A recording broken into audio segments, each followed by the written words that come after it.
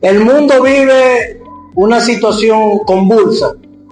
Escuchamos de bloqueo de estrechos, de equipamiento de armamento, que ahora la Unión Europea los países europeos tienen que asumir sus gastos militares, guerra en Irán, guerra en diferentes partes del mundo, diferentes conflictos económicos que se dan. Pero ¿cómo eso se traduce, eso que está viviendo el mundo, cuando yo voy al supermercado, cuando yo voy al colmado? ¿Cómo eso puede transferirse en mi nivel de vida? Esa situación que está pasando muy lejos de aquí, a miles de kilómetros de aquí, ¿cómo se transfiere en mi calidad de vida? En el combustible que compro, en la comida que compro, en mis medicinas, en todo lo que tiene que ver la vida de mi familia. ¿Cómo eso se transfiere? Pero otra cosa también, otro ingrediente básico, cómo nuestras autoridades, nuestro gobierno, manejan esa crisis y cómo eso me impacta a mi familia. ¿Lo está manejando bien? ¿Lo está manejando mal? ¿Cómo nuestro gobierno está manejando eso? Bueno, para esto tenemos como invitado a un hombre estudioso de la política internacional, un pensador, un hombre que tiene calidad para hablar en profundidad de estos temas.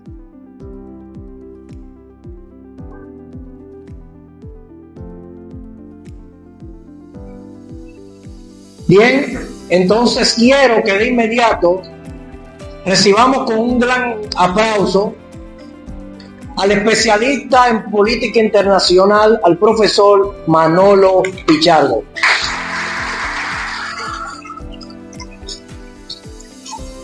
Y antes de pasarle el micrófono al profesor Manolo Pichardo, quiero, además de agradecer, como lo dije al principio, a cada uno de ustedes, agradecer también a estos compañeros de Respaldo Ciudadano que han organizado esta actividad, sobre todo al compañero Benzán Sánchez, que estando enfermo asumió todos los trabajos para que esta actividad fuera una realidad.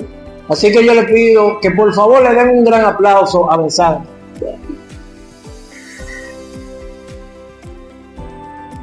Porque siempre es bueno reconocer el sacrificio de cada uno de nosotros. Bien, señores, sin mayores preámbulos, con nosotros el compañero Manolo Pichardo.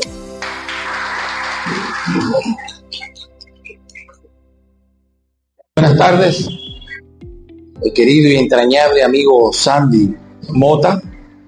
Quiero agradecerle por la invitación que me ha hecho a compartir con ustedes algunas ideas que tenemos sobre el futuro de la República Dominicana. Quiero agradecer también la presencia de todos ustedes, de amigos que me acompañan, que vienen de lejos también. Gracias por estar aquí. Bueno, ya Sandy ha hecho más o menos una introducción de lo que nosotros conversaremos con ustedes esta tarde-noche. Pero yo quisiera compartir con ustedes una especie de hilo conductor que nos explique de dónde venimos, qué somos en la actualidad y hacia dónde vamos. Cuando nosotros fuimos colonia española, fuimos colonizados por España, la isla producía básicamente azúcar.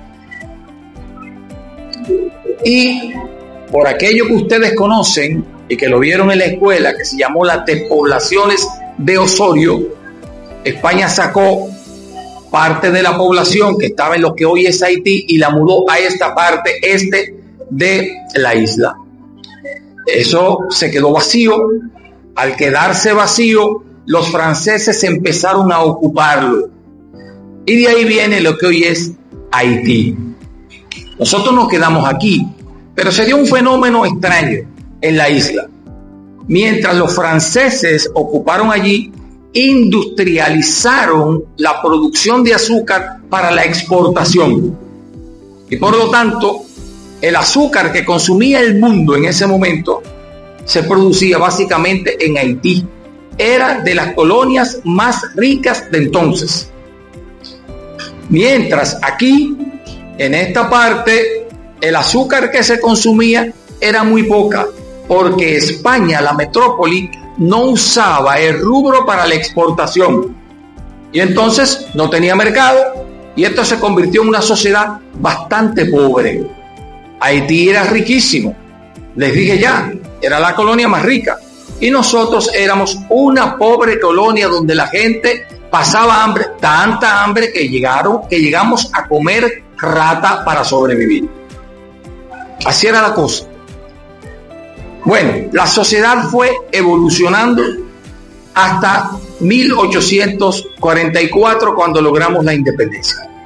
¿Pero qué éramos en el 1844? Una sociedad bastante fragmentada. Y la base de esta sociedad estaba dividida básicamente en tres. Estaban los ateros, que eran los dueños de grandes territorios en donde criaban vacas. Y estaba una pequeña burguesía. Bueno, no había burguesía en ese momento, pero don Juan la calificó de burguesía para darle una especie de categoría a ese sector social. ¿Quiénes eran?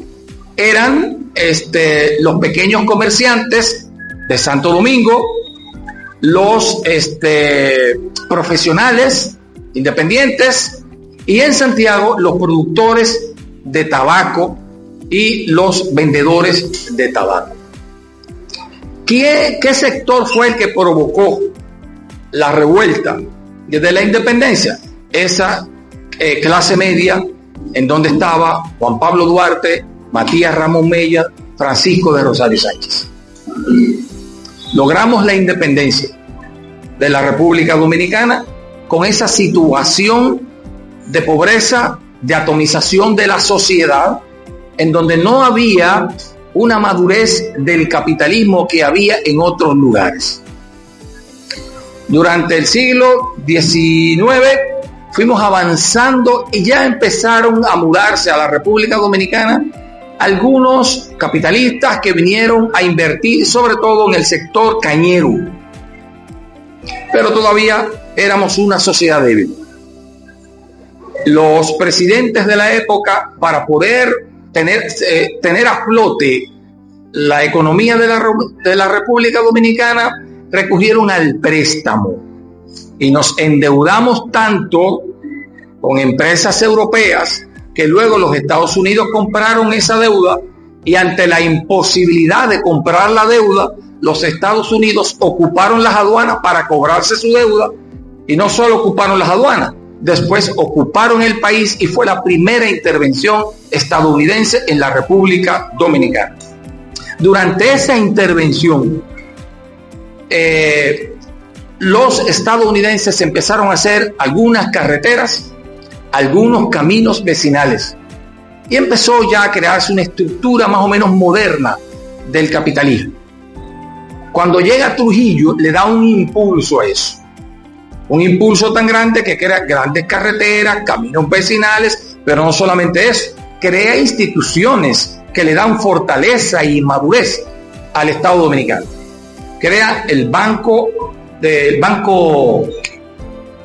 Central, y con ello crea el peso dominicano, crea el Banco de Reservas, crea el Banco Agrícola para financiar a los campesinos en la República Dominicana, pero su instinto capitalista lo llevó a crear también diferentes empresas que eran de él.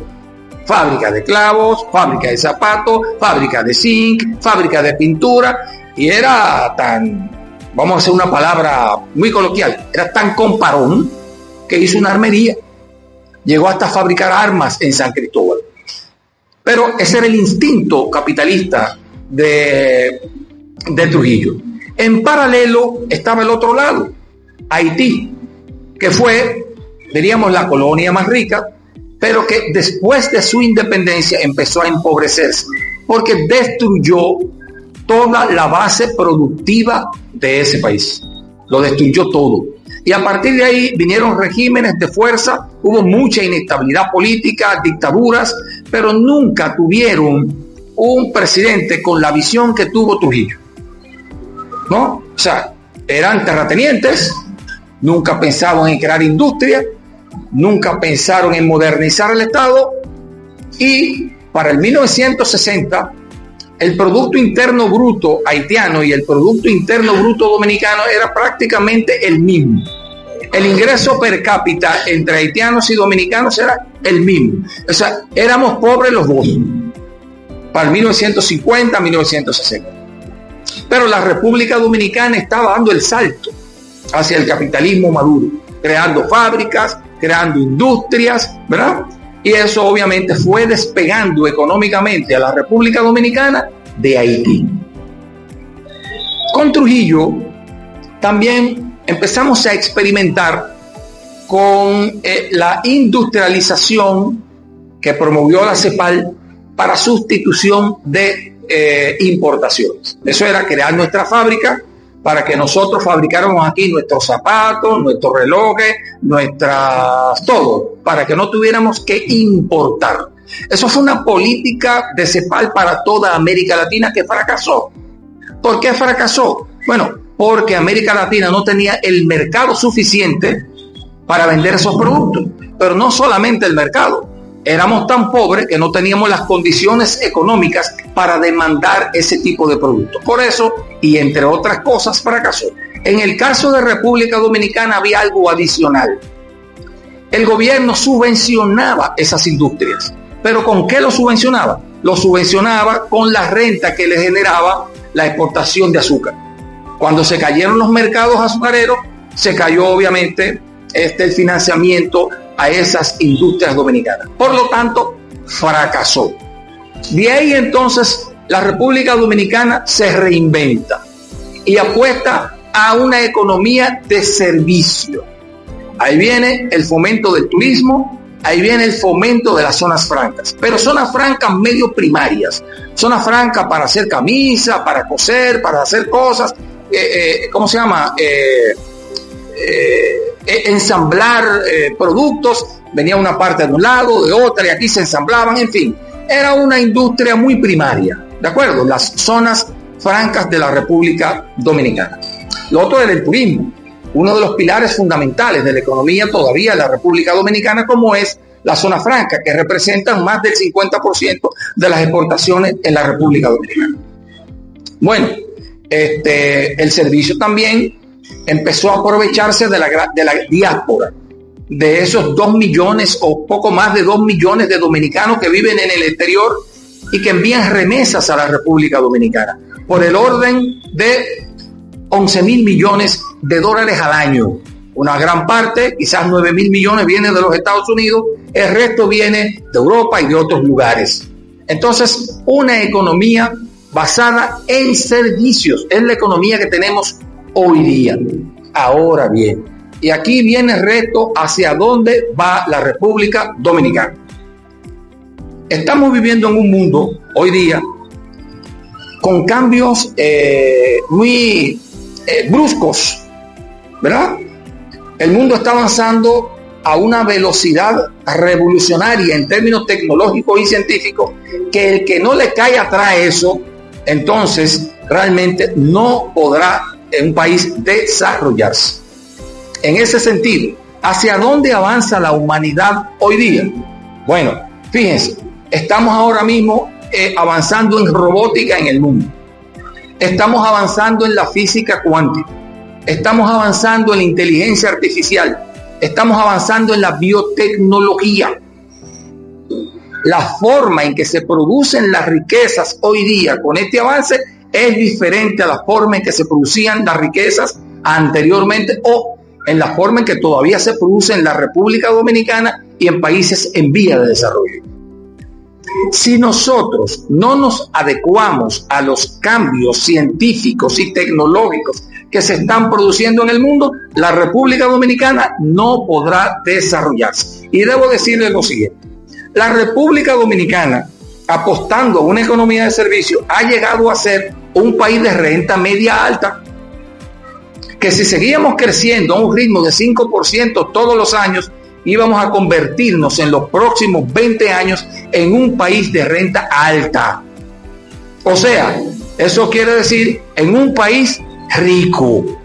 Óigase bien, este paisito de 48,000 kilómetros cuadrados, que tenía poco más de 50 años creciendo a un 5%, si seguía creciendo a ese ritmo de 5%, en los próximos 20 años nos íbamos a convertir en un país rico. Pero yo aquí quiero hacer un paréntesis antes de meterme en el tema del desarrollo científico técnico.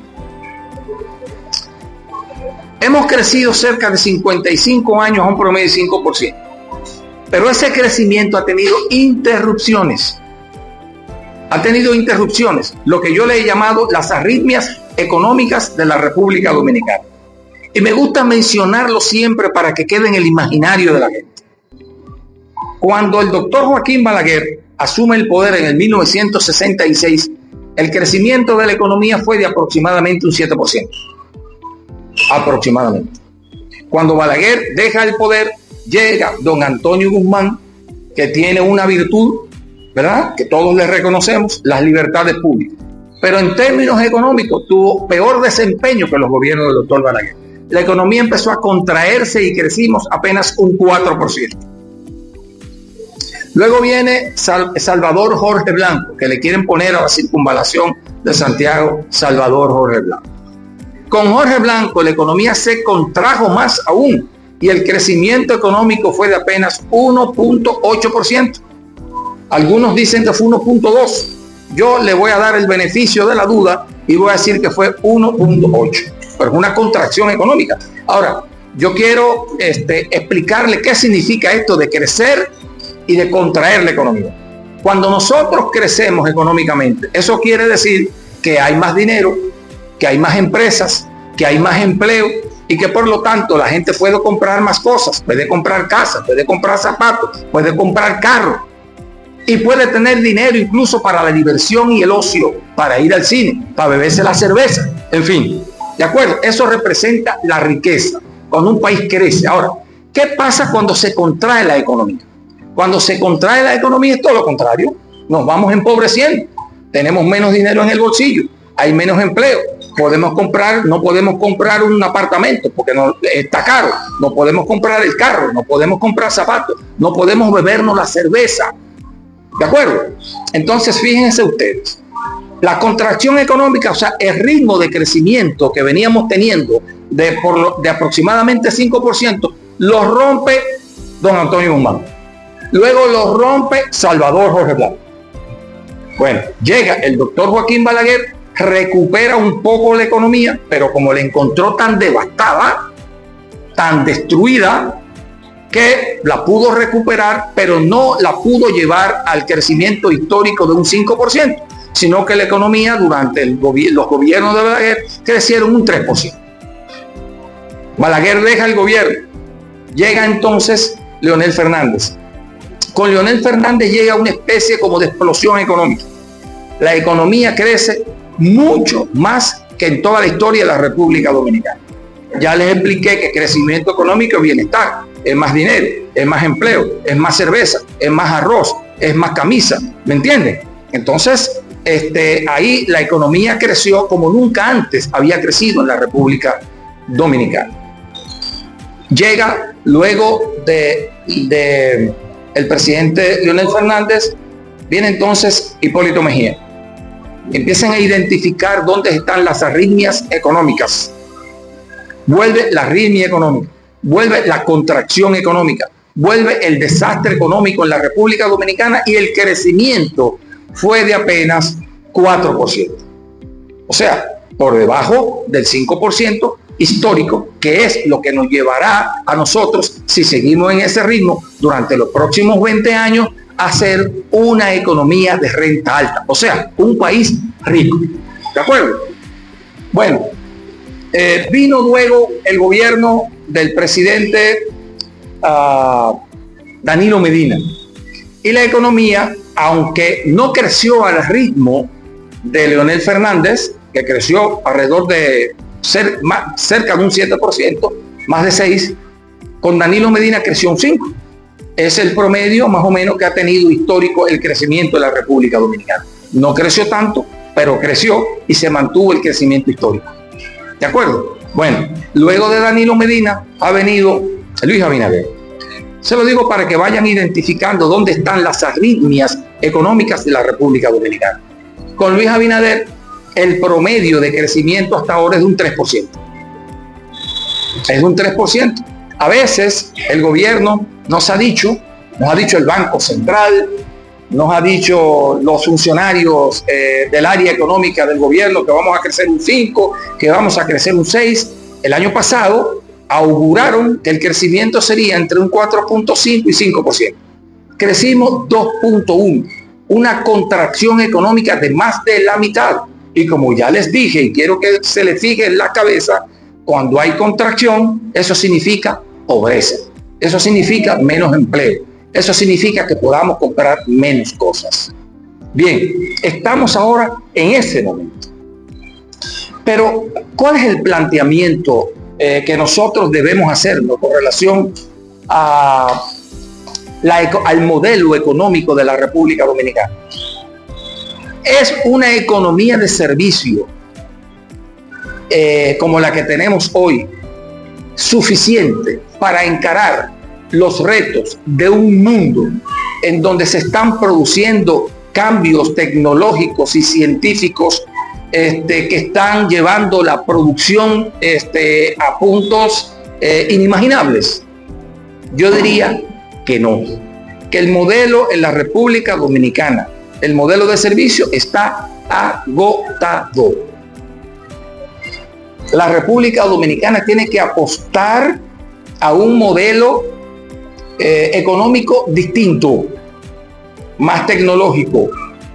Y para eso nosotros tenemos un reto: revisar el sistema educativo de la República Dominicana.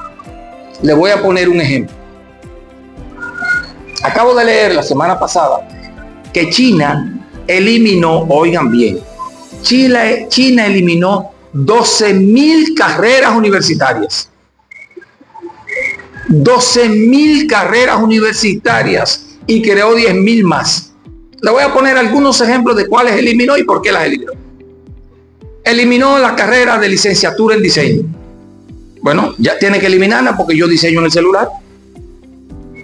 Eliminó la carrera de comunicación, de periodismo. Bueno, porque ChatGPT te hace la nota de prensa. Y así ha eliminado incluso, me parece que una carrera que tiene que ver con contabilidad, porque eso te lo hace la inteligencia artificial. Entonces, ¿qué están haciendo los chinos ahora? Eliminan esas carreras, pero crean otras carreras que tienen una relación con gestionar la inteligencia artificial, con gestionar la robótica, con gestionar lo que tiene que ver con la física cuántica. Porque ahora, por ejemplo, tú te gradúas de agronomía, tú eres un agrónomo, pero si tú eres un agrónomo y no dominas el avance de la tecnología, tú vas ahí con un machete, o como dicen en el campo, con un colín, a hacer zanja con una semillita para esperar que eso crezca. Eso ya no es así. No funciona así. Ahora esos profesionales agropecuarios tienen que saber manejar un dron.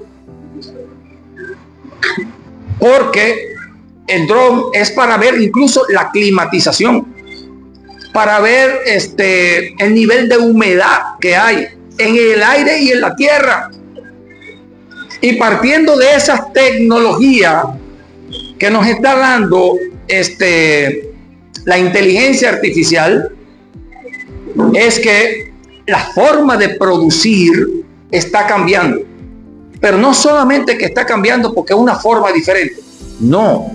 Es que si usted sembraba, por ejemplo, si usted sembraba 100 tareas de tierra y esas 100 tareas de tierra le daban 1000 mangos. Ahora esos 1000 mangos usted lo consigue con la nueva tecnología en 10 tareas de tierra o en menos, con la implementación de la tecnología que tiene el mundo hoy día. ¿Puede la República Dominicana competir con la carrera de agronomía tradicional en las universidades de la República Dominicana? No puede. Pero en medicina, la telemedicina, las cirugías que se están haciendo con robótico, ya no es el cirujano 7 horas sudando, abriéndole la cosa con un bisturí. No, ya no funciona así. El mundo cambió. Y la forma en que se producían los vehículos también ha cambiado. Hay una cosa en China que se llama la fábrica oscura. Y yo, ¿y qué es eso de la fábrica oscura? Explíquenme qué es la fábrica oscura. Una fábrica que no tiene luz. ¿Pero por qué no tiene luz? Porque lo que trabajan allí son robots. No hay seres humanos. Un carro entra con una máquina, o sea, todas las piezas descompuestas entran por un lado y en menos de una hora sale un carro por otro. Pero ahí no hay un ser humano. No hay un solo ser humano ahí trabajando. Los seres humanos están fuera porque siempre el ojo humano es importante para ver si hay imperfecciones o para ver si hay que hacer algún ajuste a los robots que están produciendo esos vehículos. Entonces, esa es la humanidad a la que estamos asistiendo. Y por esa razón, el modelo educativo tiene que adecuarse a esa situación de avance tecnológico y científico que vive el mundo. Si no lo hacemos, si algún país, no solo República Dominicana, no lo hace, entonces evidentemente que quedará atrapado en el atraso. Y el mito aquel, no es un mito, es real, de que seguimos creciendo a un ritmo de un 5% durante los próximos 20 años, seríamos un país de renta alta, o sea, un país rico. Eso no será posible. No va a ser posible, porque ya no vamos a crecer a un 5% si no provocamos la revolución científico-técnica en la República Dominicana. Y para provocar la revolución científico-técnica en la República Dominicana, tenemos que empezar a revisar el modelo de educación, no solo en las universidades. Hay que revisarlos desde la primaria y desde la intermedia, porque ese tipo de formación que se está dando para el nuevo mundo, para el mundo del siglo XXI, es distinto. No podemos tener la escuela de la memorización. Tenemos que tener la escuela de la criticidad. Ese es el alumno que tenemos que ir formando hoy día, porque ese es el alumno que le va a garantizar a la República Dominicana entrar en el carril de la modernidad y colocarse frente a los demás que avanzan hacia el desarrollo. Esa es la realidad que estamos viviendo. Ahora bien, ¿quién entiende eso en este país? ¿Quién entiende eso? ¿Qué liderazgo entiende eso en este país? Porque yo he visto aquí una farandulización de la política. La política es peinarse bien, hacer un video bonito con mucho maquillaje y salir a hablar tonterías que no tienen nada que ver con el futuro de la República Dominicana. No tienen discurso, tienen frases fabricadas para engañar, para seducir al electorado. Y entonces pagan mucho dinero en las redes sociales, pagan mucho dinero en la televisión, en los medios tradicionales, y la gente compra esa basofia. La gente compra esa basura. Todas esas palabras huecas que no entienden el proceso de cambio disruptivo que se está viviendo en el mundo. Entonces, ¿de qué se trata? ¿Hacia dónde va el país? ¿Hacia dónde debería ir la República Dominicana? Lo primero es que para definir hacia dónde debemos ir, que nosotros, al tipo de liderazgo que nosotros le vamos a depositar la confianza para que diga los destinos de la República Dominicana. No es farándula, no es espectáculo, no es cara bonita, no es cuestión biológica, es cuestión de inteligencia, es cuestión de instrucción, es cuestión de estar informado hacia dónde va el mundo y tener un proyecto claro y definido de futuro para la República Dominicana. Si no ocurriese así, si la República Dominicana se equivocase y elige un liderazgo para que administre la cuestión pública, nosotros no nos vamos a convertir en un país de renta alta. Es más, me arriesgo a decir que ahora somos un país de renta media alta. Vamos a descender a un país no solo de renta media, a un país de renta baja.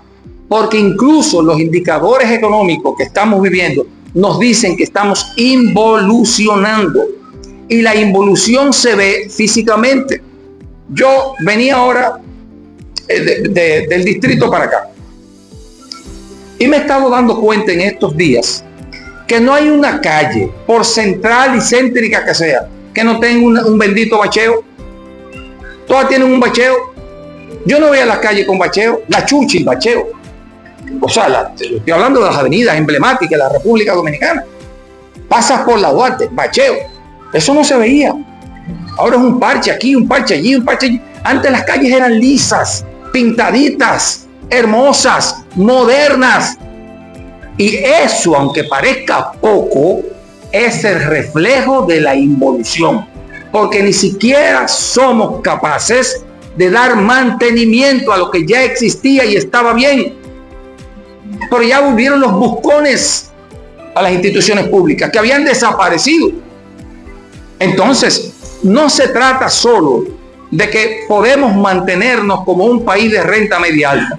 No. Lo alarmante, lo preocupante y lo grave es que nosotros corremos el riesgo de bajar a un país de renta baja. Y así como Haití ha tenido sus accidentes políticos y económicos que lo está llevando a la miseria crónica, nosotros podemos caer ahí, porque Haití era una colonia rica, la colonia más rica que existía. Y los errores políticos y las decisiones de su liderazgo la ha llevado a ser uno de los países más pobres del mundo. Y es el país más pobre de toda América.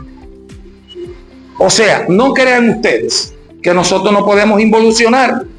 Sí podemos involucionar. Podemos involucionar si la sociedad, si los electores no ponemos en manos seguras, instruidas, capaces los destinos de la República Dominicana. Ustedes saben discernir. Ustedes saben quién está al día con el tema de la física cuántica en la República Dominicana. Ustedes saben quién está al día con el tema de la inteligencia artificial en la República Dominicana. Ustedes saben quién está al día con la biotecnología. Ustedes saben quién es. Ustedes saben que ustedes lo ven en la televisión y lo desmenuza todo. Y sabe cómo aplicar ese desarrollo científico y tecnológico al desarrollo de la República Dominicana. Tenemos que dar el salto. Hemos involucionado, nos estamos empobreciendo, nos estamos saliendo del carril del desarrollo y nosotros necesitamos reencauzar la República Dominicana otra vez, porque muchas cosas se hicieron. La República Dominicana se transformó. La República Dominicana era el líder en crecimiento de toda América, no de toda América Latina, de toda América. Pues es que crecíamos más que América Latina, es que crecíamos más que Canadá, es que crecíamos más que Estados Unidos, crecíamos más que todo el mundo. Ahora es al revés. Por ejemplo, nosotros siempre lideramos el crecimiento económico en la región CIC. Ahora resulta que no. Ahora resulta que todos han crecido más que nosotros. Nicaragua creció más que República Dominicana, El Salvador creció más que República Dominicana, Guatemala creció más que República Dominicana, Costa Rica creció más que República Dominicana, todos. Pero lo peor es lo otro, porque se supone que cuando un país crece económicamente, también hay una inflación que va como cayéndole atrás al crecimiento económico. Y cuando un país no crece, entonces no hay inflación, pero al revés. Además de no crecer, somos líderes en inflación. Somos líderes en inflación. Más inflación que Nicaragua, más inflación que Panamá, más inflación que Costa Rica, más inflación que todos. El Salvador.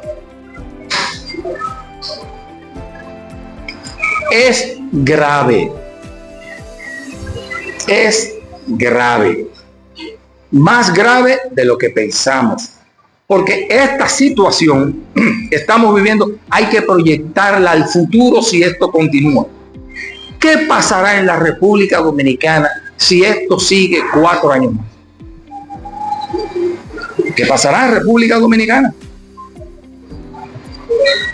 Hace un ratito me estaba diciendo Alín, que está por aquí, que habían algunas empresas que habían quebrado. Y entonces empezamos a reflexionar. Han quebrado restaurantes, han quebrado pequeños negocios. Todo el mundo está quebrando. Un amigo me decía lo siguiente, que tiene un restaurante. Me dice: Manolo, no sé qué hacer porque todo me ha subido entre un 50 y un 60%. Entonces, ¿qué ocurre? Yo no quiero aumentarle al plato que vendo a mis clientes. Pero si no le aumento al plato que le vendo a mis clientes, voy a quebrar porque estoy comprando más caro. O sea, ¿se entiende cuál es la situación de drama que está viviendo la República Dominicana? Entonces me dice, si subo el precio del plato, pierdo clientes. Si no subo, y si pierdo clientes, voy a quebrar porque no voy a tener a quien vender. ¿Verdad? Si lo subo. Pero si no lo subo, también voy a quebrar. Porque no voy a tener el dinero, no voy a recuperar lo que estoy invirtiendo, los insumos. Ese es el drama que está viviendo la República Dominicana. Que quizás no es tan grave. Lo grave es que todavía no nos hemos puesto en sintonía con, como he dicho ya, con los procesos de cambio que se están viviendo en el mundo. Pero ya alguien lo había visto, los procesos de cambio que se iban a producir. Por eso está el ITLA. ¿Quién creó el ITLA? ¿Y por qué lo creó hace años? Porque ya sabía y tenía la visión de que el mundo iba a cambiar y se necesitaban tecnólogos, se necesitaban ingenieros, se necesitaban matemáticos para la sociedad del futuro. Lo vio hace mucho y empezó a hacerlo. Y tiene en su plataforma una reforma educativa brutal, disruptiva. Y esa reforma educativa lo que implicará es una adaptación a los cambios científicos y tecnológicos que se están produciendo en el mundo para avanzar y ponernos al día con los países que van desarrollándose y convertirnos en términos reales en un país de renta alta, en un país rico. Ya ustedes saben lo que tienen que hacer. Muchas gracias.